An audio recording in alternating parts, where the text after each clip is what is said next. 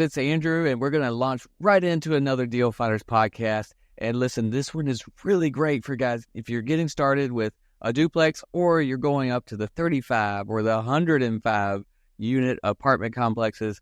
This is about building wealth through smart management, reducing expenses, increasing other income, taking care of your property by taking care of your tenants and your own business. You don't want to miss this. We're going to talk to Tiffany Mittal from Utility Ranger. Let's go. All right, guys, welcome back to another Deal Finders podcast. I'm excited for you guys to hear this because we have an incredible tool for multifamily owners. I've got a family mastermind other member. I've got Tiffany Mittal here. I don't want to mess up that name, but she's from Utility Ranger. And we, like I said, we're in a mastermind together, and her name was given to me from mutual friends, and they said, you've got to talk to this lady. So I'm excited to hear about what she's got going on. Tiffany, I'm going to let you introduce yourself to everybody and tell us kind of where you are, what you do in real estate, and then, kind of how you got started. Absolutely. Well, thank you for having me on the show. Happy to be here. I'm Tiffany Mittal, CEO and founder of Utility Ranger. I'm also an owner-operator, so we actually developed our software out of a need from our own portfolio. So we have a portfolio of apartments in California, and we recently moved out to Florida with our family. So we just started buying apartments here, and we're starting the 1031 exchange process as we are selling our California portfolio and moving out to Florida. And we are enjoying life out here and enjoying the investment opportunities as well. Awesome. Yes, you're probably not the only one. I've heard a lot of people move from California. Usually they stop in Texas, but you made it all the way to the East Coast. Welcome to the East Coast. The weather's beautiful, and the people are nice, and the taxes are way better. So. So what part of Florida are y'all at? We are about 30 minutes north of Palm Beach in a little town called Stewart. And it is a magical little place. So we're really happy over here. Love it. Love it. All right. So before we get into, the Utility Ranger and the company y'all have created and the solutions that you have, let's talk about how you got started in real estate. Because a lot of our listeners, and y'all, if you're listening to this on a podcast, you can go watch it too on YouTube, Deal Finders YouTube. Of course, any of your podcast places, just like and subscribe and share it if you like what you hear here. So, Tiffany, where did you get started? We have a lot of people that are trying to get started in real estate, and there's so many different ways to get started that I feel like people get a little bit gun shy, or just like, whoa, what do I do? I could do this, I could do that, I could do any number of things, and they just never take action. So just tell me how you got started, and we'll go from there. Well, I kind of fell into the business. Actually, it's not something that I anticipated going into. I think if I look back in my prior years, I would not have anticipated to be where I'm at today. But my husband has been in multifamily. He grew up in the business. And so his family has a portfolio of apartments. And so while I was in grad school, I started helping him with his apartments, and then quickly realized that operations was not the area of multifamily I wanted to be in. Between the bed bugs and the maintenance issues, I said, I really like multifamily, but I don't want to be in the day-to-day operations, although I was for a number of years. But that's kind of how I got started. And then I pivoted into prop tech once I found a problem that I couldn't get solved in our traditional operational paths that we were in. Yeah, I love that. So my past career, I was in hospitality. So hotel management and development. And I came into, when I quote retired, I quit from that. I said, one of the things I did not want to deal with anymore were the short-term rentals, the tenants, the turnover, all that. You mentioned bed bugs, and it brought back like PTSD. Not to make light of that, but it is so true that that's one of those things in operations. I just don't want to do anymore. I don't want to deal with that A anymore. lot of people don't realize that the short-term rentals is not so much multifamily as you're really getting into hospitality. That's not a model that we want to go after either. I'm not ready to move into that hospitality market. It's even more work than probably multifamily operations. Absolutely. So that's cool. So you I guess married into this, right? Real estate found you, and you're stuck, right? Yeah. But you were in there managing, and sounds like you found there was a question you had, there was a problem you had that you could not get solved. Can you tell me, like, what is that? What was that got you thinking outside the box? Well, it was a number of things that were coming out, but we were in San Diego, so we were really the bottom of the barrel when it comes to water supply. So the water rates were incredibly high, and our water costs were really eating into our profits. But it was actually something that triggered us to say, okay, we've got to do something, was when we had one of our tenants call and complain that her neighbor was leaving her water on all day. And when we sent our manager inside to inspect, we found out that she was leaving her shower on while at work because her dog had anxiety and she didn't want her dog to bark to upset the neighbors. And that was really the pivotal point that we said, oh my gosh, we have to do something. We'd been pleading with them to conserve, and we'd heard of something called RUBS, or ratio utility billing, which is basically just changing the landlord to tenant responsibility when it comes to utilities, going from landlord paid of water, sewer, and trash to tenant paid. And so we had heard of this RUBS concept. We went to all these different RUBS providers, and they turned us all away. They said, I'm sorry, you're 100 units. You're not big enough to be a client of ours. We have these minimums of 1,000 units or more in your portfolio.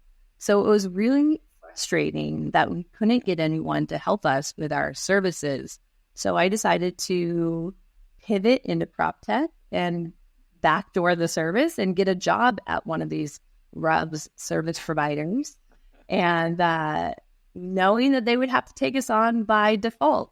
And so that's kind of how we solved the problem, and it got me out of the operations side of the business. So I was pretty excited about that. And but then we realized it wasn't so much about the RUBS billing, or it wasn't so much about the utilities. And I can go into that a little bit later, but it was really more about the forced depreciation it created on our properties. So it really created, to give you an example, one of our properties was 36 units. When we went to implement it on our property, we got $36,000 of additional revenue, which is really, bottom line, NOI increase. But that's how commercial properties are valued. So when we went to go get that property refinanced with Fannie Mae, they valued that one property at $1 million more just for that $36,000 of additional revenue, which then we were able to do a cash out refi at $500,000, use that money to buy another property. And that's when we were like, oh my gosh, this is really about forced depreciation. And how can we use this to really grow our portfolio? Wow. Yeah. So you found an operational problem, an issue, and going and finding that solution has now created a wealth just multiplier, sounds like. So we can get to that. I love the fact that you went and just got a job with the company that wouldn't service your company. I love that. You're like, well, I'll figure it out. Let's go hire me, and then we'll figure this out. So can you, just for everybody that's new or doesn't have 100 units, or, you said you did it with a 36 unit. At what size property does this make sense? Is this something a single family owner would want to do? Does that help them? It doesn't necessarily help the single family owner, because when you're renting a single family property, you're having the tenants already put the bills in their name. This really impacts anybody with a duplex and larger. So unlike electricity, most properties have already been subdivided by the unit for electricity. So everyone's going to sign up with their local energy provider for, gas and electric. But when it comes to water, the water company, just because of the way water is distributed, it's only coming to the street. So there's no way for the water provider to actually set this up on an individual level. Unlike a single family home, you're only coming to the street for the water. So if there's more than one unit at that property, that water bill is going to the landlord or to the property owner. So that bill needs to be split amongst the units. So really, it's anyone 2 units and more should be doing this and having tenants be the ones responsible for their utilities. Right. And I would say if a single family person is paying utilities, you'll need to listen up and understand that. Yes, They should not be. It's a $30 water bill every month, but when you times that by month, by year, by cap rate, and appraisal values and stuff like that, it's a big. If you're paying that bill, you're taking a big hit. So let's talk about what it is that you actually figured out when you went and got that job with the other company. What did you find out, and how does it? How can somebody? Let's go all the way down to the duplex. Let's talk about the duplex, and then we'll get a little bigger. Well, I found out that all the service companies that are in the business of offering this are really there for like the big institutional players, right? So, we had 100 units at the time. We did this. We saw the forced appreciation on our property, but it wasn't until my sister, who has about a dozen units, called me up and said, "Whoa, I see what you're doing. How can I do this?" And I said, "Well, I can't really help you because you only have 12 units. The way the service model works is you literally have, humans in chairs taking utility bills from property owners and entering that into a billing software and sending bills physically to your tenants on your behalf. So it doesn't matter if you have 5 units or 500 units, the process is the same. So they're really unable to help the little guy because it just takes too much time that they need to focus on the money coming in to pay for the employees that they have. But when you really break it down, there's a couple different ways to, subdivide the bill to your tenants. Some people do it with something called sub-metering, which is putting individual meters on each of the units. And some people do it with something called RUBS, or ratio utility billing.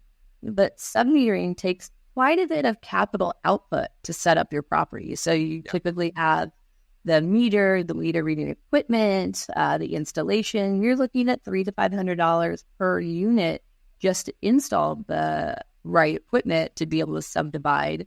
And then those, nobody wants to talk about it, but those, hardware, like any other hardware, can tend to have a lot of issues, whether you have batteries that run out, whether you have meters that don't read properly, or meters that are failing, or equipment that's failing. It's kind of a constant upkeep.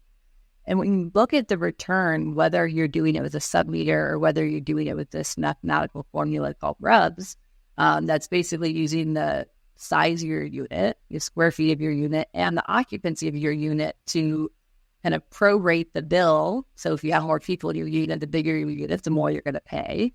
And you really, what you get in return is negligible. So, and a lot of times you can't necessarily put individual meters on properties. You might have commingled plumbing or shared hot water heaters. And so it's really challenging to do the hardware. So why put out all the capital if you could just implement a RUBS program? And the pushback, people think that it might get pushback from the residents, but not really. I've been in this business for almost 15 years now, and you don't really get much pushback from residents. They may ask, how it's calculated, but unless you're ready to put a bunch of capital into it with individual sub-meters, I just don't think it's really worth it. Right. So how do you got in there and you figured this thing out, and it does make sense that you have to be in that way of doing it. You really have to be a large property because of the labor that it takes to divide this, right? So how did you figure out what works for the 12 units? So what is it now that you have figured out that works for that smaller operator? And so when my sister asked me to do this for her properties and I turned her away, I said, you know what, let me just take the formula that I know so well and let me just put this into like an Excel calculator for you. And then let me set up like an invoice on Word doc and create like a mail merge each month that you can just put in the information and do it yourself. And she had been doing that pretty much up until the point where we came out with Utility Ranger, which she was actually one of our larger initial friends and family investors in the company because I'd helped her really solve this problem for her properties. And so, I said, you know what, these little guys like myself, like my sister, we don't need these service providers to kind of treat us like a tier 5 client. Like nobody wants to be a tier 5 client if you're not the, Daystar world. They just need a tool to do it themselves. So how do I turn this service model into a software model and put in the hands of all the little guys like myself and really kind of level the playing field and give them the same opportunities big guys have had for years and use this as a tool to help increase the value of their properties and help them grow their portfolios, the way it's been done. And up until this point, there really wasn't technology available because this was really only in a service model. So how do I turn it into a software as a service model? And that's what Utility Ranger was born. I love it. So I love doing podcasts, y'all, and people that are listening to this, they hear that me say this all the time, is that this is sometimes selfish. This is very selfish that I do this podcast because I have a 10 unit. We have a couple of 10 units, but this particular 10 unit is not sub-metered at all. Power is, of course, but water and sewer is not. And we looked at what you said, the options of getting meters on every single unit. Well, the things that we saw were, like you said, $400 or $500 per unit. Then you also have to set up Wi-Fi and have a receiver on property, and then for 10 units, it was not worth it. And then we got to manage all of it, right? So I'm over here trying to figure out what exactly are we going to do with these 10 units now, because I guess we're going to be signing up here in a minute. So that's what does that make sense for like a 10 unit? This is you're exactly who I built this for. Right. People just like you who know that they need to do something, but they know that there's not a lot of options out there. So how can you rebuild this out? Because if you don't rebuild it out, there's a few things that happen, right? Your tenants are just super wasteful. I mean, think about your own water use, right? Like I always use this example of you go to a hotel and your shirt's a little wrinkly, and what do we all do? We kind of put it in the shower, we turn on the hot water, you let it go for as long as you need to let it go until the wrinkles come out, and that's really how our tenants think, because it comes with the price of our hotel. They think that I'm going to use as much water as I want because it comes with the price of my rent. But it's not until you actually start having them pay for their fair share of the water will they actually start modifying their behavior to start to conserve. And some people in your position, they may say, well, I'll just take the water bill, I'll annualize the water bill, and I'll divide it by the number of units and give everyone a monthly water bill as a flat fee. Maybe it's $50, maybe it's $75. But actually that disincentivizes them even more to conserve, because if they think that they're paying for water on top of their rent, let's say they're paying $50 for water on top of their rent, they're going to make sure that they darn well get their money's worth and actually use more water than they were using before, because they know that they're paying it, but they know it doesn't matter how much they use, their water bill will never change. And so unless the bill's actually floating with the actual property bill, it doesn't actually incentivize them to conserve. And so what's funny is my husband said, oh, all my tenants are going to move out when we implemented this on our first property. They're not going to move out. That's everyone's fear, but everyone's doing this at the larger properties. So it's not like they're going to move out and escape this and never be billed for water again. Chances are if they look somewhere else, they're going to be billing for water somewhere else. But instead of a flurry of move-out requests, which she was fearful of, we had a flurry of maintenance requests. Maintenance requests for running toilets, maintenance requests for leaky faucets. Because unless you're paying for the bill, you're not going to request that toilet that's been running for 6 months to be fixed with the $5 flapper, dumping hundreds of gallons of water a day, because maybe you don't want them in your unit. Maybe you have a cat that you haven't told them about, or extra tenants that have been staying with you. People don't want you in their unit, and they'll have every reason not to. But the second they pay a water bill, they're going to be calling and having you fix that ready toilet, and they're going to be calling to have you fix the leaky faucet that you and I both know causes secondary damage. It causes the turnover expense to be even greater. So you get really tenant behavior modification. You get tenant accountability. You recoup really your third largest expense on your expense line item after, the traditional operations and debt service. And that's directly hits your NOI. So you have increased property value. So it's really a win-win-win. And the way we priced our services, and I know you said that you called many of the service providers, so you could attest to this. Even if you can get them to take you on as a client, they charge you crazy fees, like $6, $7 per unit per month, plus $5 to $10 open fees and $20 close fees. I mean, things that are just ridiculous. So we've really made it so simple and so inexpensive. Our services are $3 per unit per month. That fee gets passed on to the resident, making it free for landlords. And then that also allows them to increase the fee to $5 or $6 and make a few dollars extra per month to help pay for things like property management software that you typically can't recover. So you not only get our software for free, you make a little bit more to cover the other hard costs that you may have. And now you're recollecting your third largest expense and pushing up your property value. So we've made it really easy for anyone that it's kind of a no-brainer, but we've now leveled the playing field to now have anyone who, doesn't matter if it's a duplex, it doesn't matter if it's 100 units. You can now, increase the value of your property and create tenant responsibility and conservation at the property level. I love it.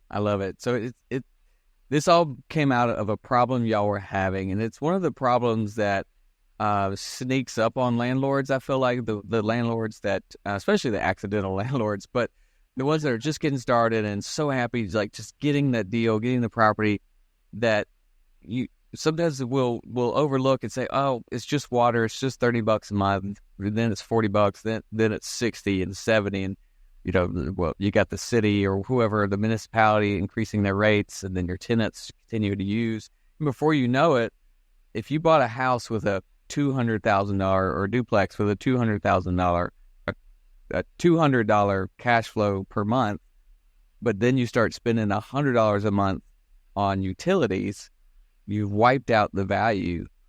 It's gone. It's half of what it was. And then that becomes no fun to keep, no fun to manage, no fun to look at your balance sheet. This all starts to compound. And what I wanted to just hit on is, y'all, this is not just a new tool, a new thing to implement. This is helping get your cash flow up. But ultimately, at the end of the day, it's building wealth using the property. That's why we have real estate. That's why real estate is such a useful tool in wealth generation and preservation, because as the property value goes up, the tenants pay down the debt, your wealth will increase. You can monitor, you can count it up every day, and that's how you generate that long-term wealth.